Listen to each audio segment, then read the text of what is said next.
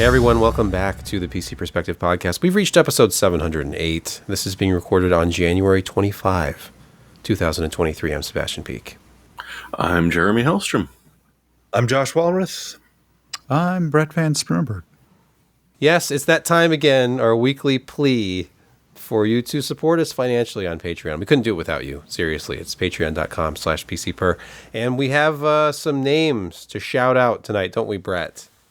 We do. We've got two. We've got one that I really like the name of. His handle is Baza's Sammy Note 2. I think we've heard from Baza in the past, but he's enjoying the show so much that he's decided to up his patronage, and we welcome that. We really do. So if you're a patron at one level, why not throw another couple dollars into the kitty if you're really enjoying this? But number two here, and not second in any way or shape or form, is Anders of Asgard. And Anders came in with such a level that he had a personal question for Josh. Josh, I sent that question to you earlier. Perhaps you'd like to respond. You can go ahead and read it. Josh, as a wise man of the tech industry with kids, what is the most important? Happy, fulfilled kids or new silicon? Well, think of it this way. Eventually, all kids get old, but new silicon is always new. Is that like I keep getting older, but they stay the same age? The freshmen stay the same age? Yeah. Pretty much. Yeah. Kind of. Well, Of course, there you I'd have it. like to have reasonable, nice kids that grow up to become productive, giving community members. Then buy you new New silicon. graphics cards are pretty cool, too. Josh, would you like to talk about food? Yes, please. Yes. What do you eat this week? So there wasn't a special today. Apparently, Clayton's been hitting a wall with creative things. So I gave him a couple of small examples of things that I might like to see, like a 50-50 burger. I've been kind of craving those. That's 50% sirloin or, ground, and then 50% pork belly. And you mix those together and, do a hamburger. It's fantastic. A little salty, depends, but really, really a rich burger. But today they didn't have those things, and so I had to go with the old favorite, the Popper, and the Popper is tasty. It's a little crunched because it comes in a wrapper, and it's not served fresh on a plate, and the presentation in those things are so much better. But here you get the 2 quarter-pound patties, a nice amount of cream cheese. The jalapenos are breaded and fried and sliced. And then all that is covered with a raspberry chipotle sauce. And let me tell you, it's super tasty. If you've never come to Laramie and had it, I would highly recommend you do such a thing. It doesn't do it justice. I mean, the picture is not great, but boy, it sure is good. Our top story in news tonight isn't even on the show notes. I'm springing it on everybody. It's Intel Arc news. I don't know if you've been paying attention, but this is really big. Intel Arc 4090. The NVIDIA killer. It's here. The 4090 driver. Yes. Beta driver 101.4090. Get it right now. It's only 1.2 gigabytes for Windows 10 and 11. You can download it as a zip file or an executable file. Go right now. Intel Arc and Iris Xe graphics beta for Windows from the 24th. This is hot off the presses. Less than 48 hours old. All right, top on the list of the prepared news stories. Some interesting developments in the Ryzen 7000 world. This has been going on for a while now. We have a rumor, which is started by AMD themselves. They put something on AMD.com about the new X3Ds. Like availability, for example, being Valentine's Day. Then they took it off. Yes. They said that was wrong. Oh, no hearts for you. Well, now the latest drama is that on AMD.com, unlocked for overclocking, yes, for the Ryzen X3D processors. Because it wasn't there originally, but then it was there on the 23rd, but now it's gone again. If you Google this right now, Ryzen 7000 X3D overclocking, you'll see numerous stories all citing the same tweets and screenshots of the AMD.com page, and it's gone. So, I just think that was probably a mistake, because they were just probably copying and pasting over the description of the non-X3D part when they made the page for the X3D part, and then they had to go back and edit. Who knows? Maybe it was something cached that wasn't supposed to be seen at all. Here's an article at PC World. Microsoft's DirectStorage tech arrives on PC with perplexing, encouraging results. So far, all that I've read about it, and I've not done any testing myself, it all centers around Forspoken, which offers DirectStorage support. And everybody's testing this, and it seems like there might be more to this than meets the eye, because there's like this link here to this is a Twitter video. Blink and you'll miss it because it opens so fast. It's like a second or two to start up the game from a save. And then these questions being raised here about this might actually just be preloading behind the scenes, so it seems like it's faster than it is. And a lot of this is going to depend on what hardware you're using. So if you have a faster SSD, obviously it's going to load faster. But right now, there's a lot of people citing this one game and loading up your last save as being proof of how, game-changing DirectStorage is. So I don't know if you guys have played around with Forspoken at all. I have not. No, but the DMA concept is solid. I mean, what they're trying to do is very reasonable. Direct memory access without having it necessarily go through handling of the CPU and all the overhead that could entail, even though it's very, very fast, obviously. But having it go directly to video storage cuts out essentially the middleman. That reasonably should make things faster. I think that with the CPU doing it, CPU reads it, writes it to memory, and then the GPU reads it from main memory through the CPU. Well, they'll have a shared memory block. Essentially works, but now it's the GPUs can have direct access to the NVMe drive, so you're going to get lower latency and potentially greater bandwidth. Potentially. Wait, the new PCIe will be worth it? I mean, it's not necessarily, we've talked about this before, where it really is not bringing a whole lot of performance to GPUs, but storage has definitely upsides to very, very fast interfaces.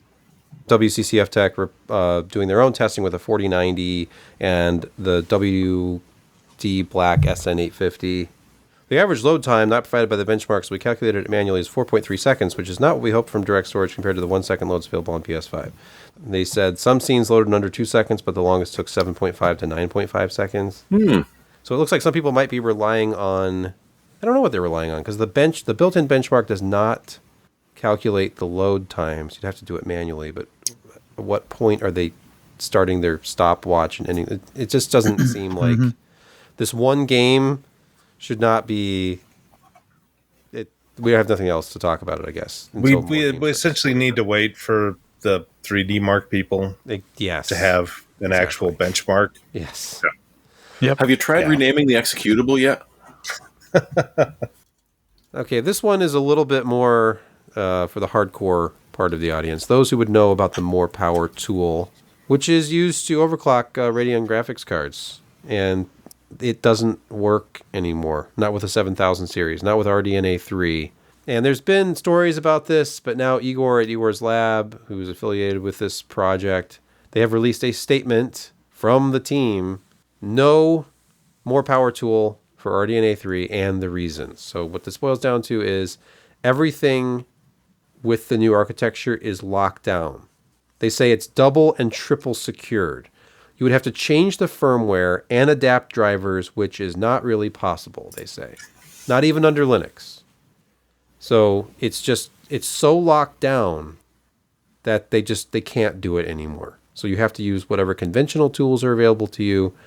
And I never used the MorePowerTool, but apparently it is a different approach to overclocking, and it's disappointing to those who were fans of that, because the new graphics cards don't support it at all and never will.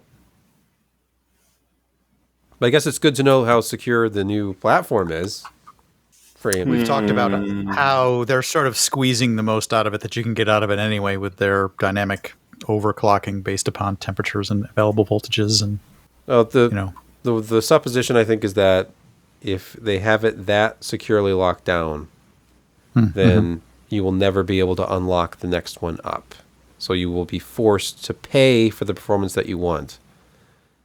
I mean, historically, Radeon graphics cards, there has been an upgrade path through firmware upgrades. Yeah, I see where you're going. Yep. Flash the next one. I mean, oftentimes the non-XT version with the XT firmware could get you pretty close. Yeah. Yeah. Or it would at least, certain flashes would unlock, voltage that was unavailable or frequencies that were unavailable. I flashed my 5870 back in the day to unlock, I think it was the 950 megahertz. It was like an Asus BIOS. Mm-hmm. And then I could overclock it to 1 gigahertz from there easily. It was the 6950 I did, and it gave me extra RAM. Oh, you got a 6970 out of a 6950? I did indeed, for at least a year and a half before it started getting a little flaky for some reason. Oh, it's funny how these numbers come back around again.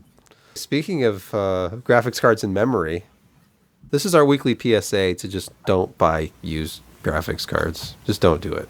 Because almost all of them, except from Josh. Well, yeah, Josh doesn't do any of that nasty stuff. He just keeps them in boxes on his shelf. Yes. But crypto miners, according to this article at videocards.com, are painting graphics card memory to sell them as new.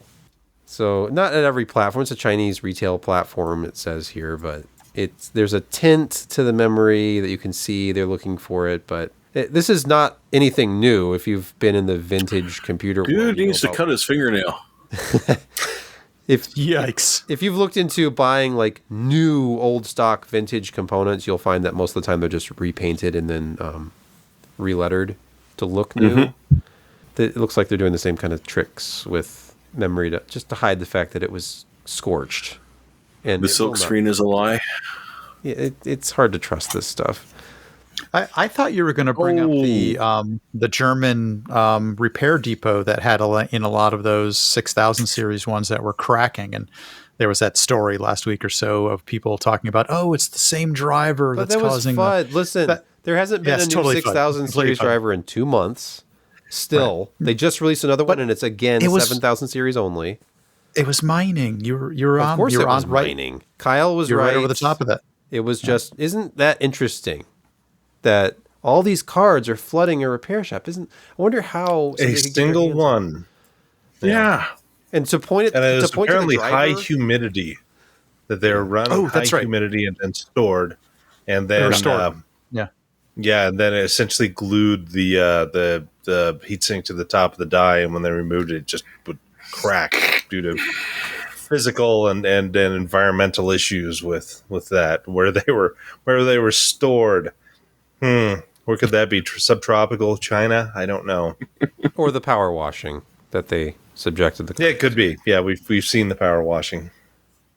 AMD really, really wants you to buy a Ryzen 7000 CPU.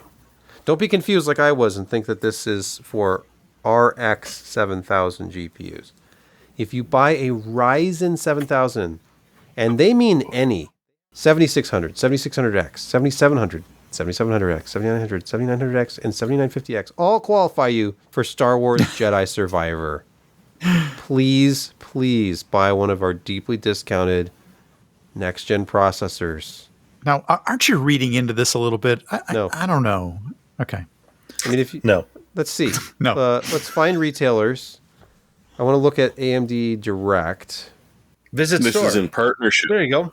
Let's see. Of course, they have the XT in stock, but not the XTX. It's not even listed. Okay. It might be, but it's out of stock. Look at that. 69. But notice how you're getting Callisto Protocol and Dead Space. Okay, Island. so if you buy the graphics card, you get 2 games. That's good. Dead Island 2 and Callisto Protocol. Or Dead Island, not Dead Space. But if you it still says deals on our newest processors. So $599, it's not quite as low as it's been for the 7950X, but it's still cheaper than when it launched. Here, look at the 7600X is only $249. And then you have the new low price on the 5000 series stuff, including very attractively the now again available 5800 X3D for just $349. Oh, they must have found some. There's a lot out there. A lot of retailers have it for like $339 to $349 right now. Anyway, yeah. But if you buy that 7000 series, you get the Jedi game. $69. That's how much the game costs? So do us a solid favor. So.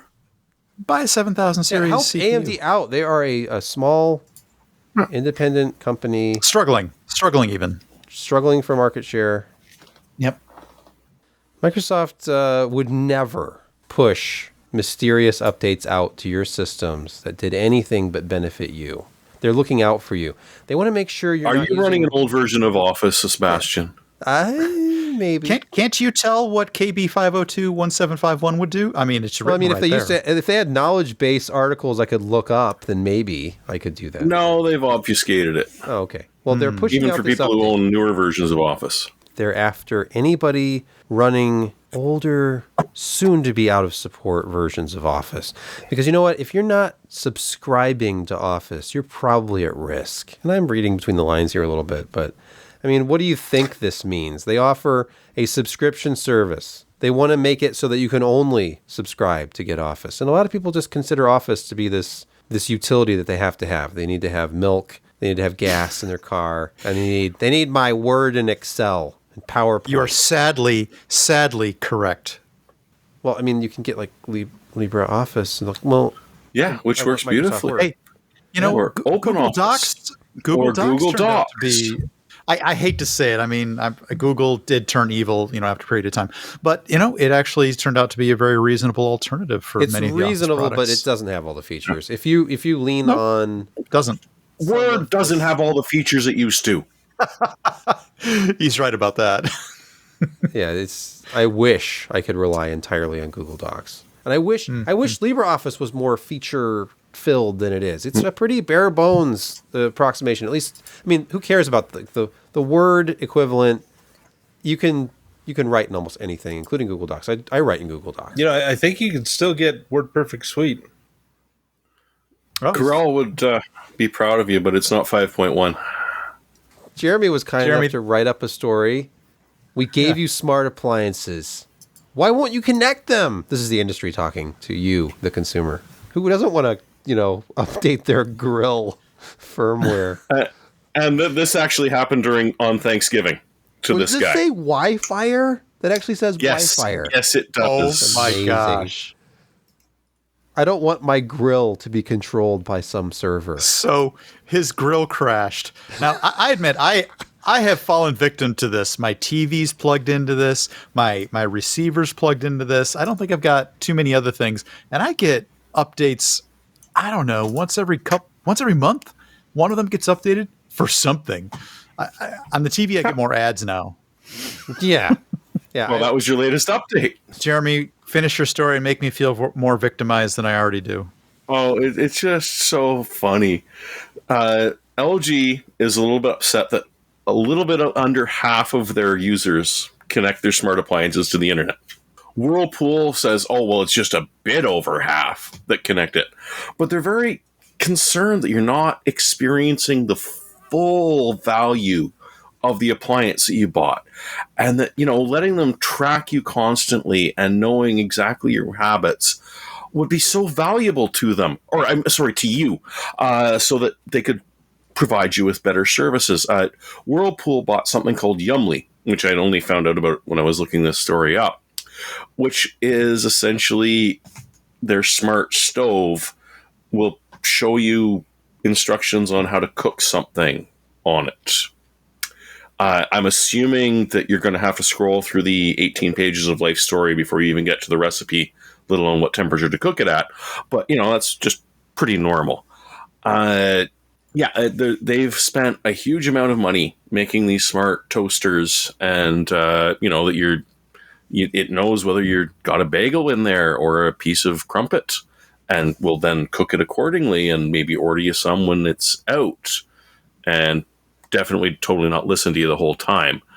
Yeah, it's kind of funny that this has failed horrifically because, I mean, the Internet of Things is known for being incredibly secure and for people following up with security patches a year or two after it's been released, and definitely not hard coding passwords in, or, any of those silly things that might turn you off of that sort of thing.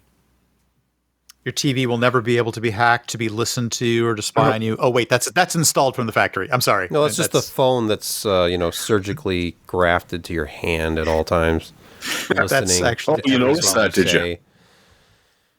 But I think BMW, we sort of lean back onto that, has definitely paved the way for this sort of thing with their subscription service for, what was it, seat heat heated or something? seats.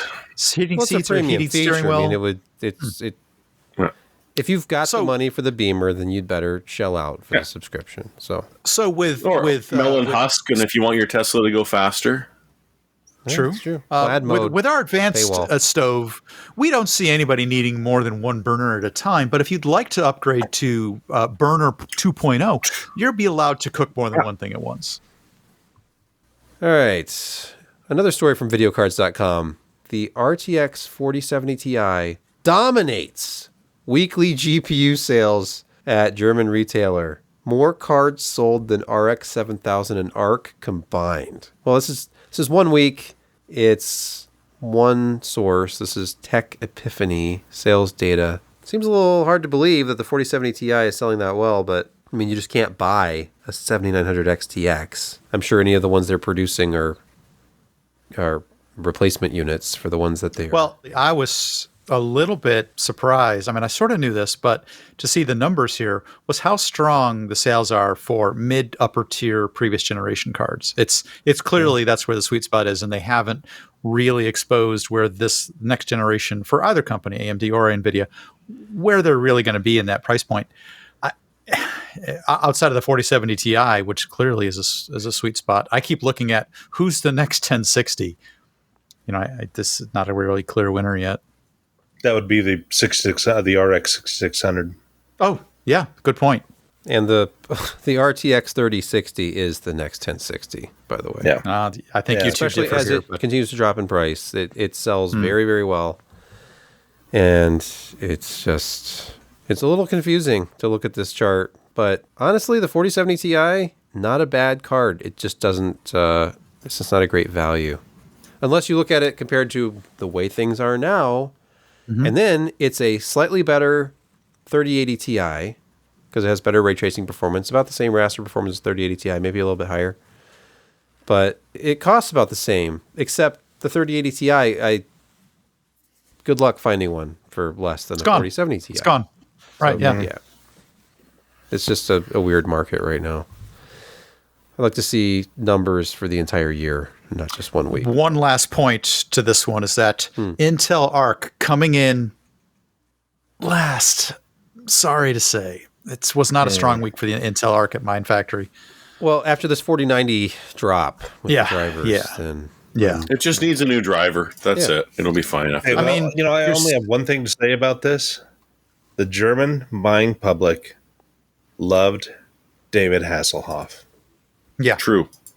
Yeah. So you say the Intel Arc is a Hasselhoff that they'll eventually embrace. No. Are you using the Chewbacca defense here? I think he's accusing them of not having any taste. Oh, I wasn't sure where this was going to go. It was an insult to the entire German population. Yeah, well. Okay. Hey, David Hasselhoff, he was a tall, well-built man with chiseled features. Yeah. And you couldn't act. A man of many talents. And he could sit in a car. Paper bag. We enjoy a lot of German things here, finely engineered, finely crafted. I'm sure the German people are very, very nice. Yeah. Just I enjoy my German wife from time to time. That's funny because my last name is German Dutch. Who was born in Berlin? My wife. She was born in... Oh, really? My wife wasn't born in Germany, but her father is 100% German. Came over... Sulfur bulbs or incandescent bulbs? It's time for Security Corner. Android 14 will automatically block apps built for ancient Android versions. Well, that sounds like iOS. Well, I mean... iOS helpfully blocks applications from. What's weird about, putting out a new app on the Google Play Store that's specifically built for, like, Lollipop? There's nothing suspicious whatsoever about that. They couldn't be trying to avoid a whole bunch of the security blocks that Android's been put on to try and mitigate some of the ancient vulnerabilities that are still around. Yeah. So really, this is a sideways attempt to say, let's not even deal with it anymore. Forget about fixing it all. Let's just block them all. Hey, Apple did it to great success because it's not like people stopped using iOS devices. Apple had reasons. Like what? You need to upgrade to a new phone? Yes. That should be enough. They know better. They know when you needed to upgrade to a new phone. Well, because what happens on your iPhone stays on your iPhone, right? So, yes, to enhance your privacy. Yes, they put it on a billboard in Canada. To enhance your privacy, they put that on a billboard in Canada. It's true. If you use iCloud, to enhance your privacy, we need to have everything locked down, and all these old games you used to play, they're no longer supported. You can't even install them anymore. Forget about 32-bit code. It's just insecure. Everybody knows that 32 bits equals insecurity. Yep. So, well, I mean, at least Apple changes their hardware every once in a while. It's like, that's it. We're just severing it. Yeah, we're not going to use IBM anymore. The code base changes. It's not just like, we're on to new hardware. It's like, no, we're on a completely different language now. Right. We're on ARM now. Forget x86. We can emulate your hardware and software faster than you could run it. Faster than you can run it on your underpowered, overheated processors that we used to put in our laptops for the same amount of money. Frankly, true. Apple intentionally sold you overheating Core i9s in your MacBook Pros. And now they had no choice.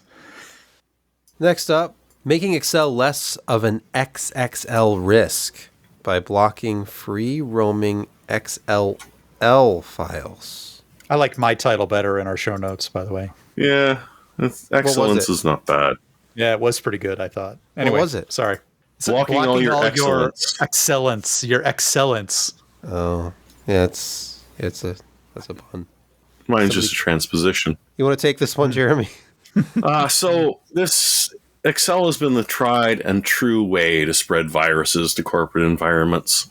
Back in the day, it was, here, download this new VBA macro that will push of a button and it's going to figure out all your finances at no time at all, or it's going to do your report for you.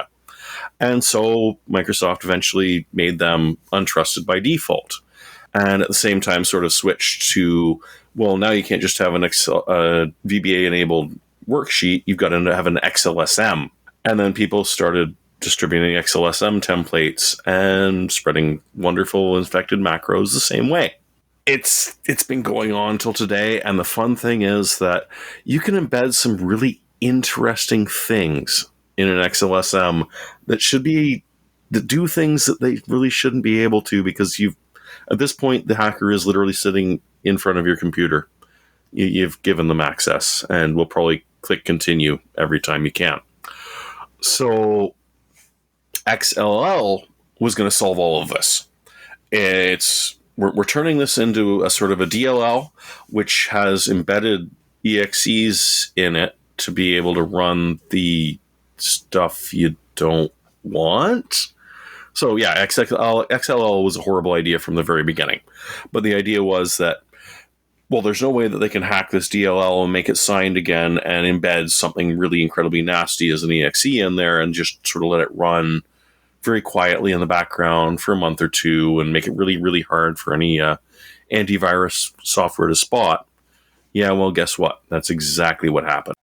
So now they're going to make them untrusted by default, and in many environments, you're not even going to be allowed to download these. So they won't even show up as an attachment in your email.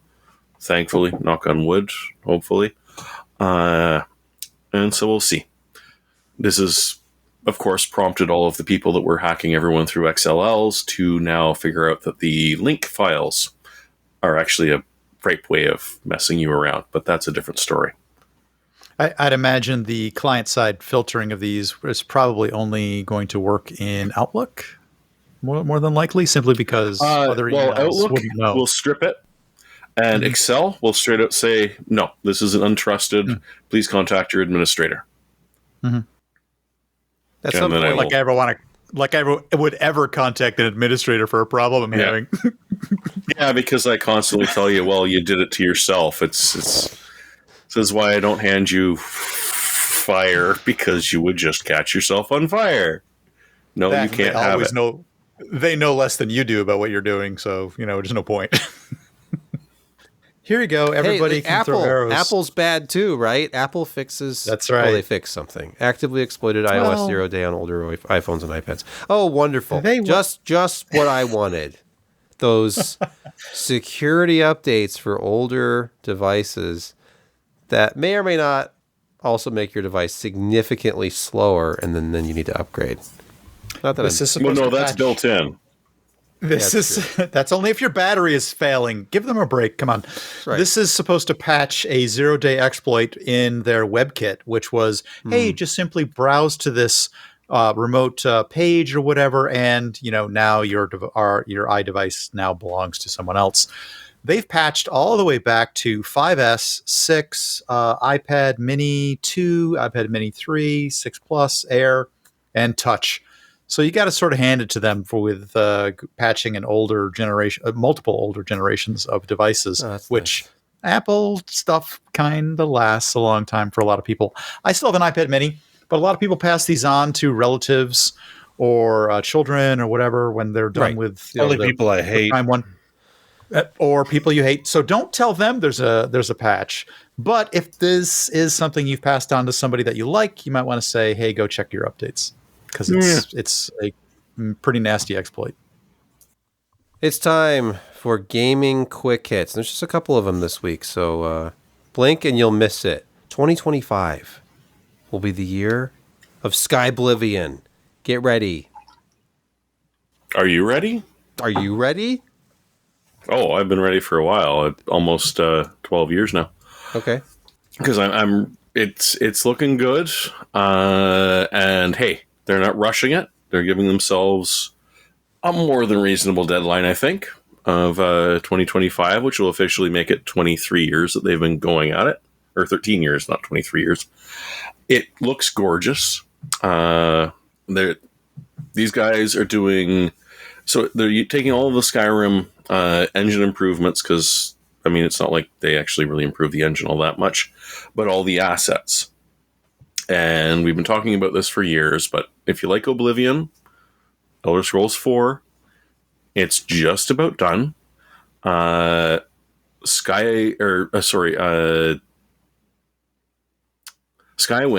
is a little bit further off. They're still not giving us any dates, which is really the one that I'm looking forward to. And at the same time, there's another group that's doing the Elder Scrolls Revival. So there's 3 separate teams that have been doing this for forever, but they're getting close, and my God, it looks gorgeous. Wow. It just looks fun. Whoa. They've done a lot of work on this, and they've added a whole bunch of new quests, and in some cases had to redo the quests because some of them depended on stuff that doesn't really exist so much anymore. It's looking good. That's another game I still haven't finished is Oblivion.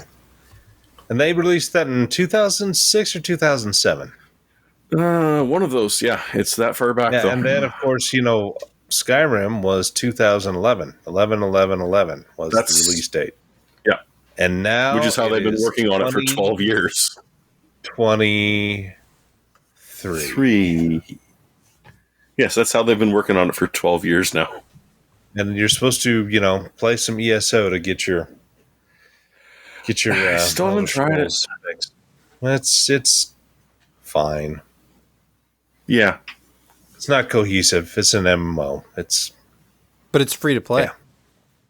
It is, but they have annoying mechanics that you can get rid of with ESO Plus. Oh. All right. It's a freemium model. Clear game. Yes, if you don't want it to suck. That was a cheap shot, I think. Hey, sticking with Rock, Paper, Shotgun for our second and final gaming quick hit, a new standalone single-player mech warrior game is in development. Piranha says it'll be announced this year. I'm a big fan of the mech maybe warrior it'll franchise. be HOTAS compatible. Yes, hopefully. But some of the issues has always been trying to jump into games with other people who were terrible to play with, like a lot of other multiplayer games. But I really enjoyed MechWarrior. I'm excited to see a single-player variant of this because I like the whole concept. I like the world. Yeah. Somewhere in 2023, though. So maybe this year or Yes, late in the soon. fall, something like that. All right, so bring it on, Sebastian. Okay. The Beast.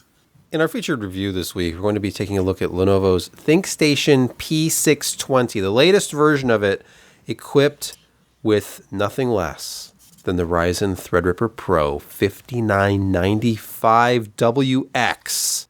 This thing is a very unassuming looking monster. A tetra hexa core workstation. You know, I'm sorry, what? tetra hexa core. Oh, that's what I thought you said. Yeah. So it's not your normal system, but I mean, look at it. It's not big. It's a slim.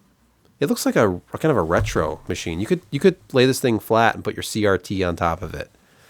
Not a whole lot of width here. This is like 17 inches tall, 18 inches deep. I think it's like 6.5 inches wide. I guess I could check the specs. Do you remember when they used to give you the ability to turn the logos 90 degrees as well? Yeah, that was nice. 6.5 inches wide, 18 inches deep, about 17.5 inches tall, 50-ish pounds. It's not light. There's a lot of steel in here and a lot of processor because this thing is equipped, as I said, with that 64-core processor, AMD WRX80 platform. The graphics card in our workstation, which we are only borrowing from Lenovo, is the RTX A6000, which when I received this like a month and a half, 2 months ago, was the fastest workstation card they sold. That has been replaced just in the last couple of weeks. But as you can see with the side panel removed, which by the way requires a key. The keys are in this little plastic holder on the back and were taped in place for shipping. And you actually Just like a motel. you actually have to unlock the latch on the side to get to the components. And you have this nice little sticker. Remember when cases had these stickers that showed you the motherboard layout? Yeah. Oh, yeah. I love this. There were so many retro kind of touches to this, just tried and true PC industry touches. But I still have the heatsink on that graphics card. But it's only, it's only a 2-slot graphics card. It's a very well-behaved graphics card with a blower cooler. Isn't that like a 150 watt TDP? I think you're It's right. got a lot of power. It looks like it's got a lot of power for 150 watts. I think it's 300. Oh, okay. I think that's 3 8-pins, or is it 2 Just 8-pins? two. Here's the weird thing, and I brought this up. The motherboard routes all the power. The PSU and motherboard are kind of one unit. You have to use the two together. The PSU slots into the motherboard like an expansion card. Oh, damn proprietary power so supplies. those are married to each other. You're not going to get away with using some other PSU. If this one fails, you've got to buy the correct Lenovo OEM part. But the thing about it is the power for the graphics card is where it comes out of the board. It's a single 8-pin, but then it splits into 2 8-pins. So then you have to go 2 8-pins to 1 8-pin to go into the A6000 GPU because it only has 1 8-pin but has a 300 watt TDP. So anyway, I'm scrolling around a lot, but that was kind of silly. You should just put a custom 8-pin to 8-pin cable here and not have that extra dongle. Here you're looking at the CPU cooler. It's a dual tower design. Look, I think it's 4U in height. It's kind of a staggered design. This tower is higher than that tower. And they use 80 millimeter fans. 4U. But you know what? They're hydraulic. No, they're not just shrill, and intensely annoying. No, actually, and they start at 900 RPM and they can go all the way up to 4600. But by default, this does not get loud, so they're clearly going nowhere near that. I'd have to look at my logs to see how fast they were actually spinning under load. There's that A6000 graphics card, which has been replaced, confusingly, by the RTX 6000 without the A, which is a different product. So be careful. If you're seeing RTX 6000 and it's 48 gigabytes of RAM, oh, that's the latest. No. The one with because A does not stand for Ada. No, right, because that was Ampere. So now that it's Ada Lovelace, it's just no A at all, and it's more expensive. It went from $4,650 to $6,800 for the new one. And by the way, let's talk about price. This workstation, which is an absolute monster, is the lowest price I could find it for, because I think this one's on its way out. This particular configuration, anyway. The lowest price I could find online was $16,338. Now the list price was originally over $18,000. Then I found it at $17,469 list and marked down to $16,338 after like a promo code. So it is possible to get your hands on this for under $17K. Now what are you getting for that? Why is it so expensive? Is this an absolute ripoff? No, because two of the components alone, that processor and the graphics card, are $11,000. You can't buy a Ryzen Threadripper Pro 5995WX for less than, I think, $6,400. If you're one of those insane people who buy such things in the DIY market. And then you've got to put it into a motherboard, and the cheapest ASRock board supporting one of these Threadripper Pros is $900. And it goes up rapidly from there. You can easily spend $1,500 or more on just the motherboard. This system was configured with 128 gigabytes of registered 3200 megatransfers per second DDR4. And that's 8 16 gigabyte modules. I looked up the list price on these Lenovo modules. I found them at like a server supply store. They're $300 each. There are 8 of them in this system. Now you can find RD RAMs for less. And I found some 3200 RD RAMs, 16 gigabytes for, I think it was $80 each from some third-party seller on Newegg.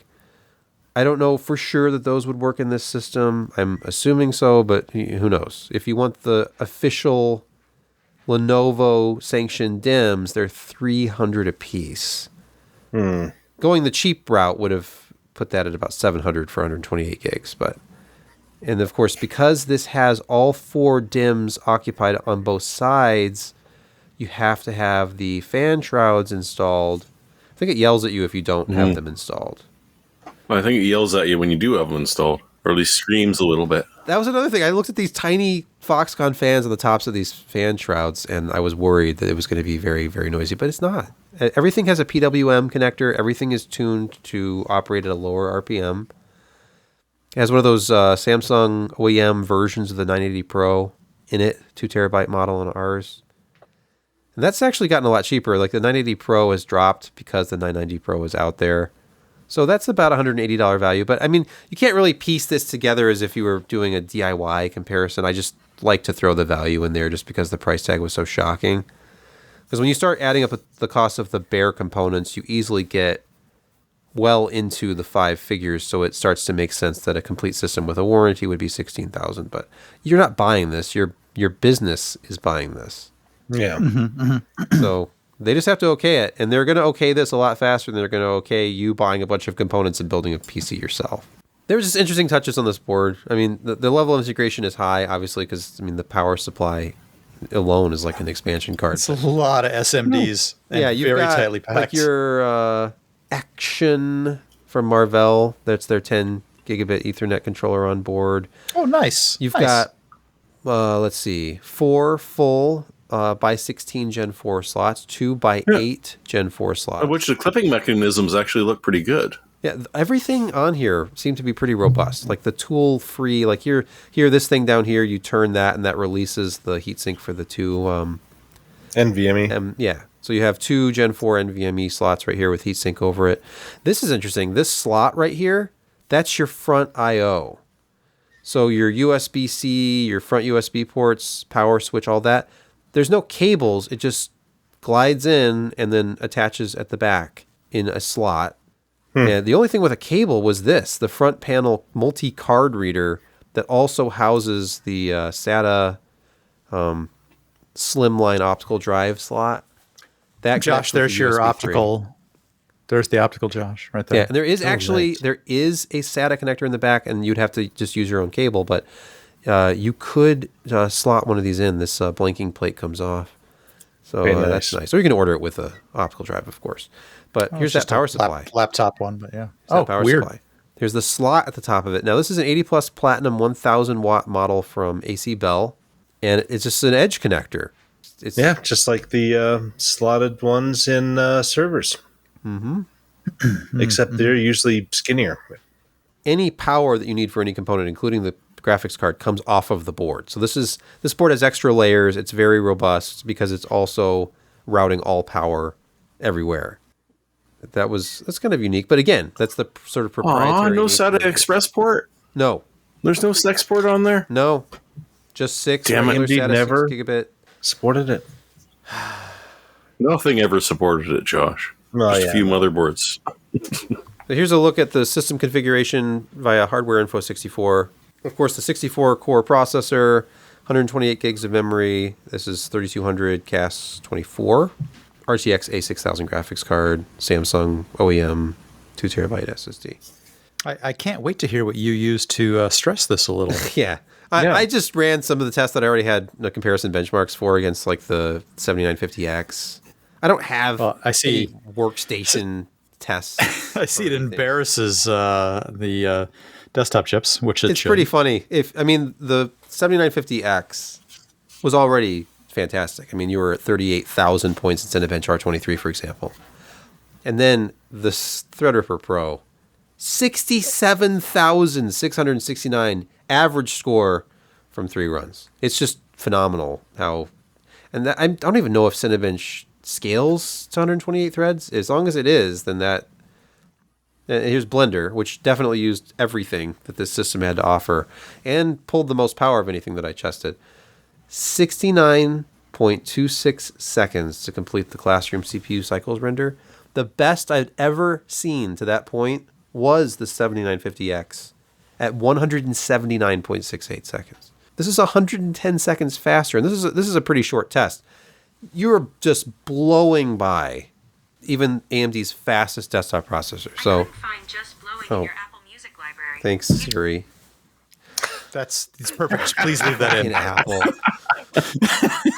All right. So anyway, it's questionable to run this system probably under Windows. I feel like I'm being robbed of performance, but Windows apparently does scale to 128 threads. Windows 11 Pro is what was preloaded on this system. Here's 7-zip, by the way. Very much likes the cores and scales very, very well with core count, obviously.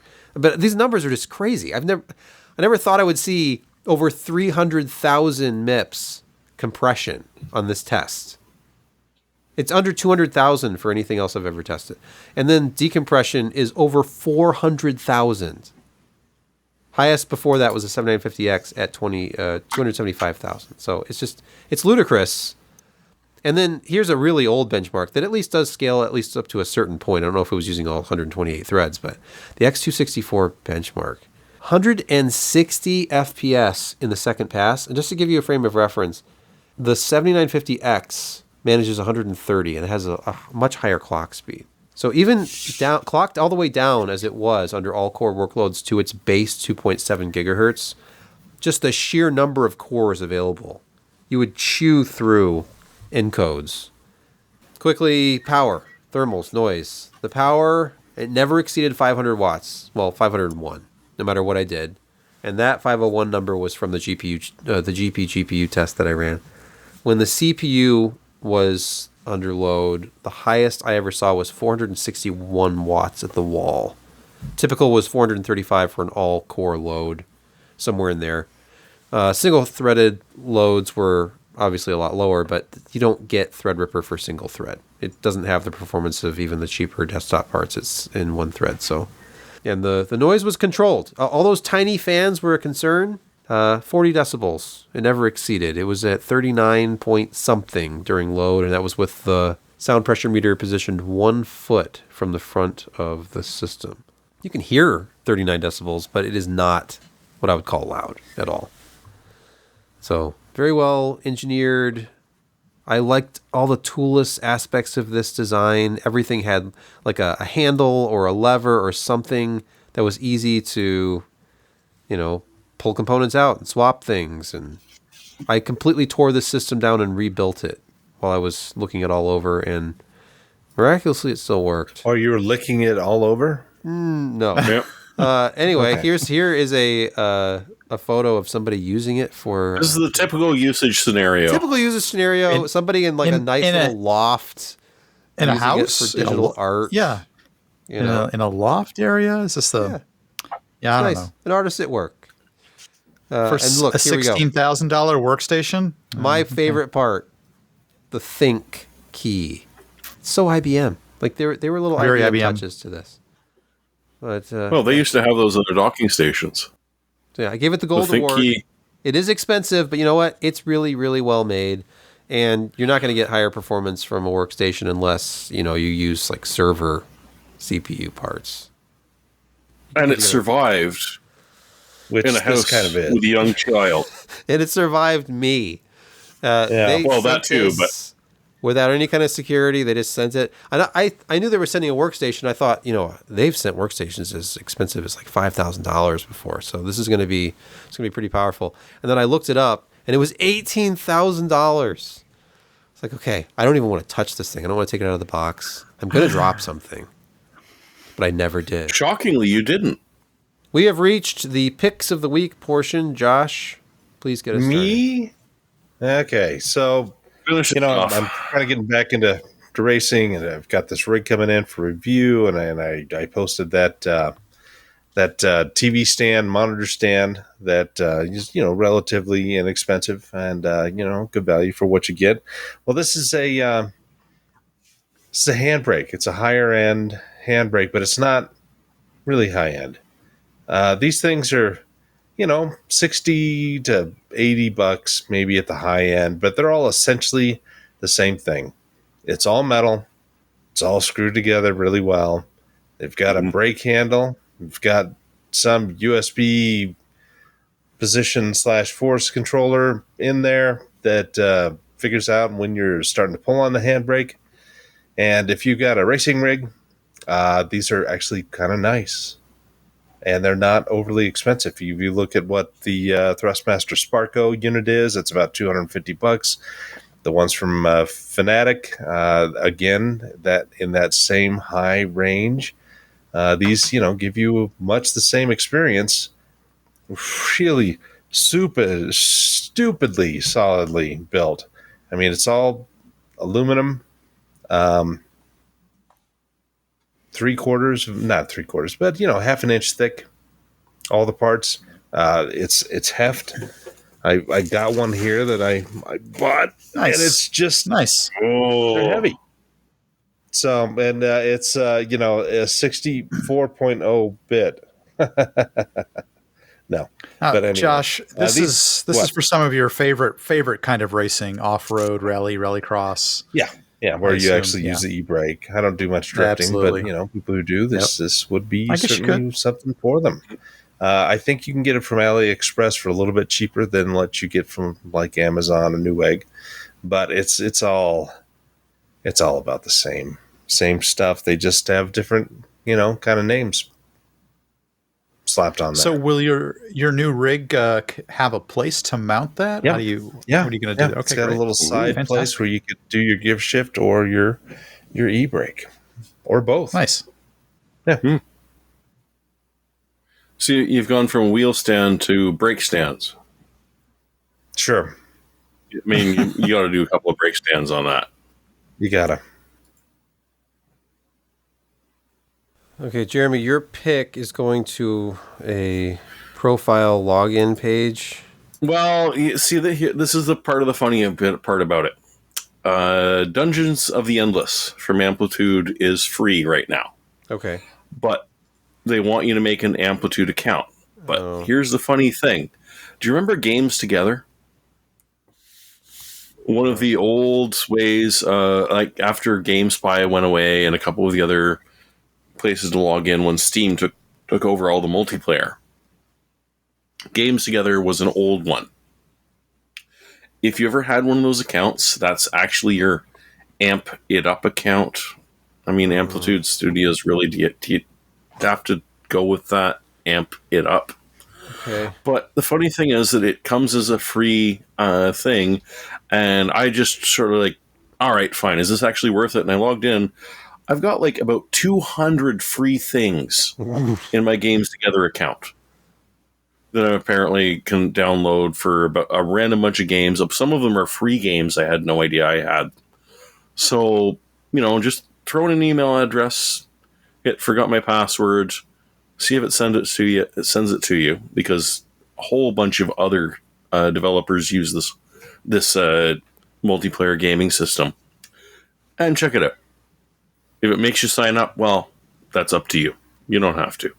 But if you find out, like I did, that, oh my God, I've had this account for like 10 years now, there might be a whole bunch of free stuff there, including Dungeon of the Endless and all of its add-ons.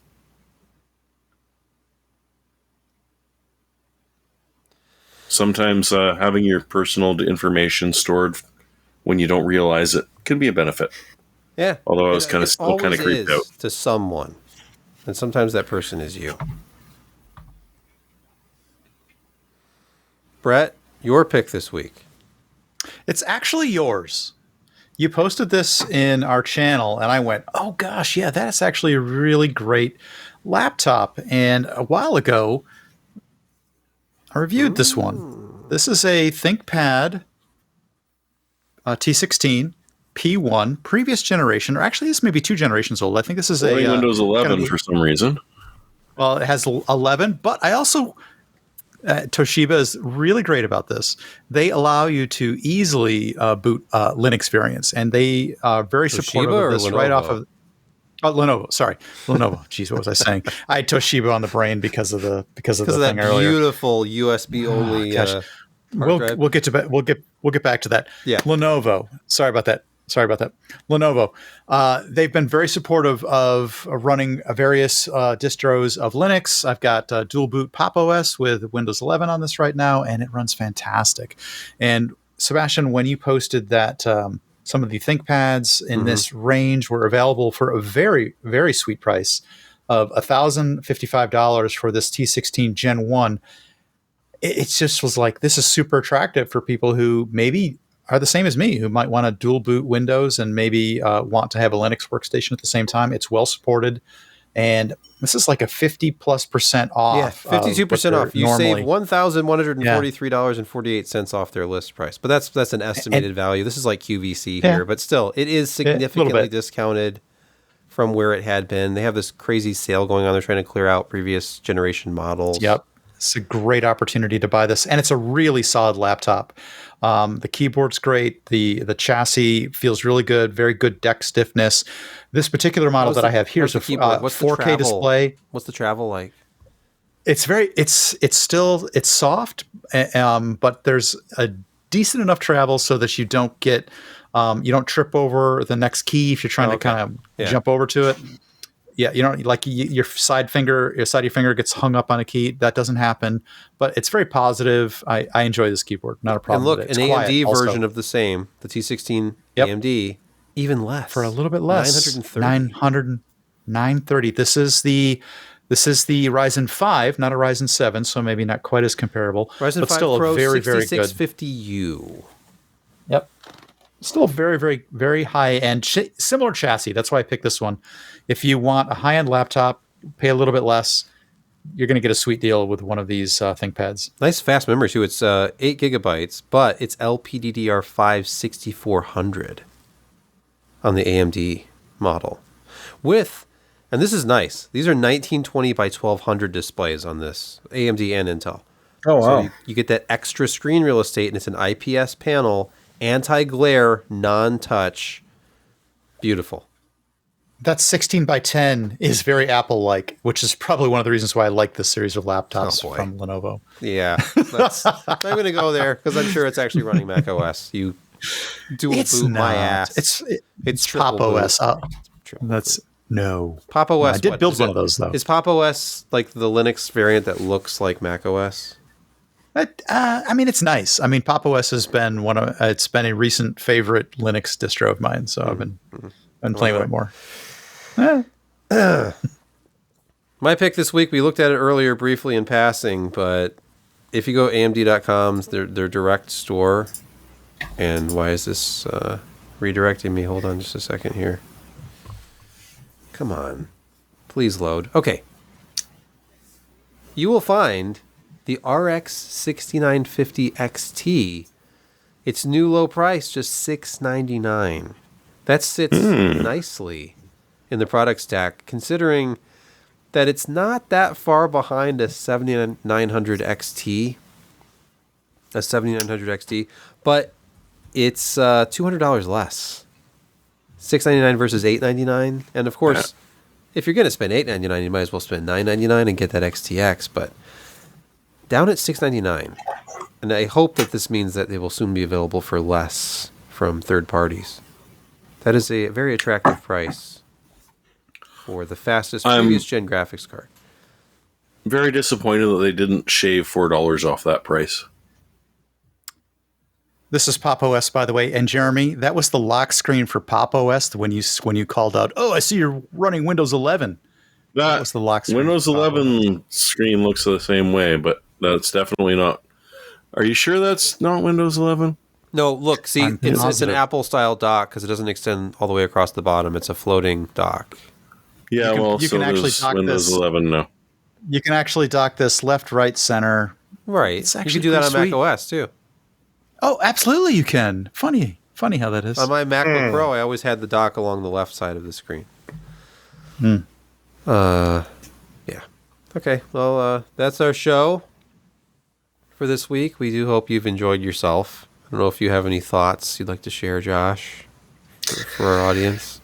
Very few today. I mean, as always, we appreciate you showing up because showing up is half the battle. The other half is sometimes being armed with a larger weapon and more magazines. But let's not go there. Or a Solidyne. So good night, all, and thanks for joining us.